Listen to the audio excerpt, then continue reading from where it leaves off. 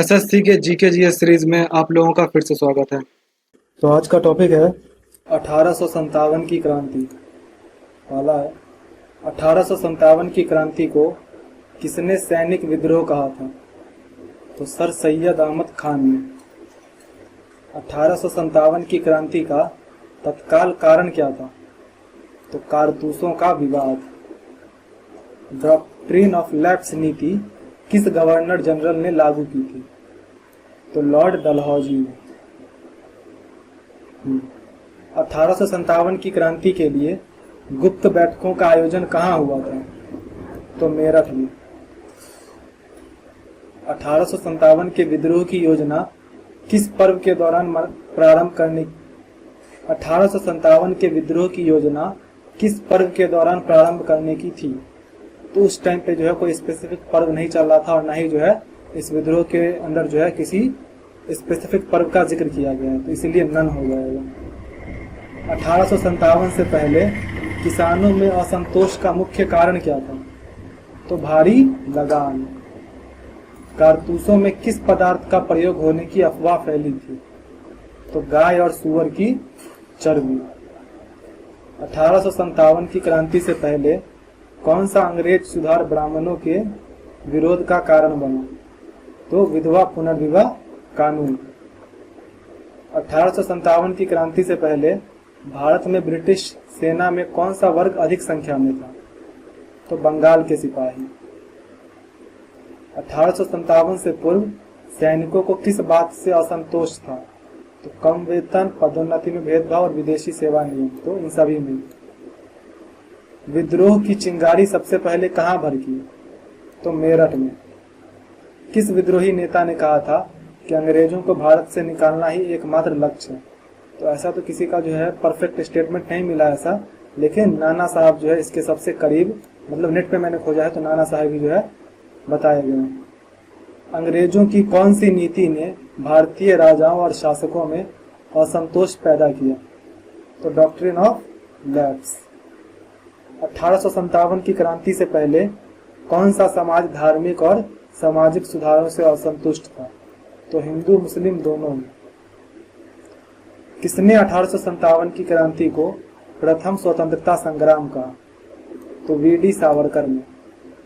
1857 की क्रांति की योजना में नाना साहब की भूमिका क्या थी? तो क्रांति के नेतृत्व में शामिल होना। 1857 से पहले कंपनी द्वारा धार्मिक मामलों में हस्तक्षेप का उदाहरण कौन सा था? तो मिशनरियों को संरक्षण। 1857 की क्रांति का आरंभिक गुप्त केंद्र कहाँ माना जाता है? तो बैरकपुर। 1857 से पहले अंग्रेजों ने सेना में किस नियम से सैनिकों को नाराज किया? तो समुद्र पार सेवा नियम। और क्योंकि समुद्र पार उस समय जाना जो है भारत के ट्रेडिशन के अकॉर्डिंग अच्छा नहीं माना जाता था, जबकि भारतीय सैनिकों को भी जो है वो लोग बाहर ले जा रहे थे लड़वाने के लिए।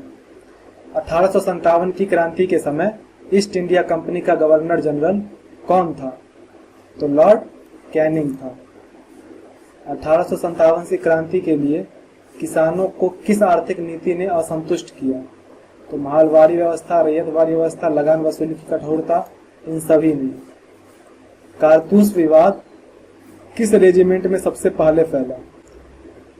तो 34वीं नेटिव इन्फेंट्री में। 1857 की क्रांति से पहले ईस्ट इंडिया कंपनी का कौन सा सुधार भारतीय समाज में असंतोष लाया? तो अंग्रेजी शिक्षा अधिनियम, विधवा पुनर्विवाह अधिनियम और रेलवे और टेलीग्राफ की शुरुआत। तो इन सभी ने। किस अंग्रेज इतिहासकार ने 1857 की क्रांति को महज एक सैनिक विद्रोह कहा? तो ट्रेवेलियन ने। 1857 से पहले राजाओं में असंतोष का मुख्य कारण क्या था? तो स्वतंत्रता की हानि। 1857 के विद्रोह की पहली गोली किसने चलाई थी? तो मंगल पांडे ने। मंगल पांडे किस रेजिमेंट से संबंधित थे? तो 34वीं नेटिव इन्फेंट्री। मंगल पांडे को किस स्थान पर फांसी दी गई थी? तो बैरकपुर में। मंगल पांडे को फांसी किस वर्ष दी गई थी? तो 1857 में। विद्रोह की औपचारिक शुरुआत कहाँ मानी जाती है? तो तय किया गया था कि दिल्ली में होगा, लेकिन मेरठ से ही शुरू हो गया था, तो इसलिए औपचारिक जो बिगिनिंग है, ऑफिशियल बिगिनिंग, वो यहीं से हुई। 10 मई 1857 को मेरठ में विद्रोह का नेतृत्व किसने किया? तो सैनिकों ने सामूहिक रूप से किया, वहां कोई नेता नहीं था। मेरठ से विद्रोही सैनिक दिल्ली किस उद्देश्य से पहुंचे? तो बहादुर शाह जफर को अपना नेता बनाने के लिए। बहादुर शाह जफर ने 1857 में विद्रोहियों का नेतृत्व स्वीकार किया, किस स्थान से? तो लाल किला से। दिल्ली में विद्रोह का मुख्य नेता कौन था? तो देखो, भले ही औपचारिक नेता बहादुर शाह जफर था, लेकिन मेन जो है वो बख्त खां ही लीड कर रहा था। बख्त खां किस सेना से संबंधित थे? तो तोप खाने से। झांसी की रानी लक्ष्मीबाई ने 1857 के विद्रोह में किसका विरोध किया? तो ह्यूरोज का। रानी लक्ष्मीबाई ने ग्वालियर में किसके साथ मिलकर अंग्रेजों से लड़ाई लड़ी? तो तात्या टोपे के साथ। रानी लक्ष्मीबाई की मृत्यु कहाँ हुई थी? तो ग्वालियर में। लखनऊ में विद्रोह का नेतृत्व किसने किया? तो बेगम हजरत महल ने। बेगम हजरत महल किस नवाब की पत्नी थी? तो वाजिद अली शाह की। लखनऊ के विद्रोह में बेगम हजरत महल ने किसे नवाब घोषित किया? तो बेजिस कादिर को। दिल्ली में विद्रोह को दबाने के लिए अंग्रेजों ने किस जनरल को भेजा? तो विल्सन को। बहादुर शाह जफर को विद्रोह के बाद कहाँ कैद किया गया? तो रंगून में। रानी लक्ष्मीबाई के साथ लड़ने वाली प्रसिद्ध महिला योद्धा कौन थी? तो झलकारी बाई। मेरठ में 85 सैनिकों को कारतूस प्रयोग न करने पर किस दंड, मतलब कौन सा दंड दिया गया था? तो कारावास दंड दिया गया था। रानी लक्ष्मीबाई को अंग्रेजों ने भारतीय जोन ऑफ आर्क किसने कहा था? तो सर ह्यूरोज ने। लखनऊ के विद्रोह को दबाने में अंग्रेजों की सहायता किस सिख महाराजा ने की? तो गुलाब सिंह ने। मेरठ के विद्रोह के बाद दिल्ली पहुंचने वाले सैनिकों ने बहादुर शाह जफर से क्या मांगा? तो नेतृत्व स्वीकार करने को कहा। बहादुर शाह जफर के निधन के समय वे कहाँ थे? तो रंगून में ही थे। 1857 के विद्रोह के समय कानपुर का नेतृत्व किसने किया? तो नाना साहब ने। नाना साहब किस पेशवा के दत्तक पुत्र थे? तो बाजीराव द्वितीय थे। कानपुर विद्रोह के समय नाना साहब का मुख्य सेनापति कौन था? तो तात्या टोपे था। कानपुर विद्रोह में नाना साहब का राजनीतिक सलाहकार कौन था? तो अजीमुल्ला खान। कानपुर विद्रोह में अंग्रेज जनरल व्हीलर कहाँ मारे गए? तो सती चौरा घाट पर। बीबी घर हत्याकांड किस स्थान से संबंधित है? तो कानपुर से। कानपुर विद्रोह को दबाने के लिए अंग्रेजों की ओर से किसने नेतृत्व किया? तो हैवलॉक ने। तात्या टोपे को अंग्रेज ने कहाँ पकड़ा था? तो शिवपुरी में। तात्या टोपे को किस वर्ष फांसी दी गई? 1859 में। 1857 में बिहार के जगदीशपुर विद्रोह का नेतृत्व किसने किया? तो वीर कुंवर सिंह ने। विद्रोह के समय वीर कुंवर सिंह की उम्र कितनी थी? तो 70 वर्ष। कुंवर सिंह किस राज्य के शासक थे? तो जगदीशपुर के। गंगा नदी पार करते समय कुंवर सिंह ने किस हाथ को काट दिया था? तो अपने दाहिने हाथ को। वीर कुंवर सिंह की मृत्यु किस वर्ष हुई? तो 1858 में। फैजाबाद में विद्रोह का नेतृत्व किसने किया? तो मौलवी अहमदुल्ला शाह ने। मौलवी अहमदुल्ला शाह को किस उपाधि से जाना जाता था? तो फैजाबाद मौलवी। फैजाबाद विद्रोह को दबाने में अंग्रेजों की मदद किस शासक ने की थी? तो महाराजा बलरामपुर। राजस्थान में विद्रोह के समय जयपुर की स्थिति क्या थी?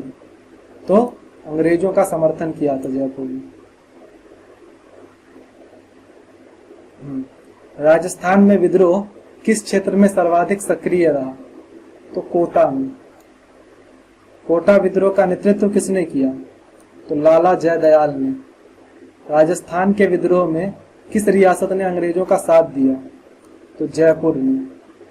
राजस्थान में विद्रोहियों ने अंग्रेजों को किस किले से बाहर निकाला? तो कोटा का गढ़ यानी कोटा का किला।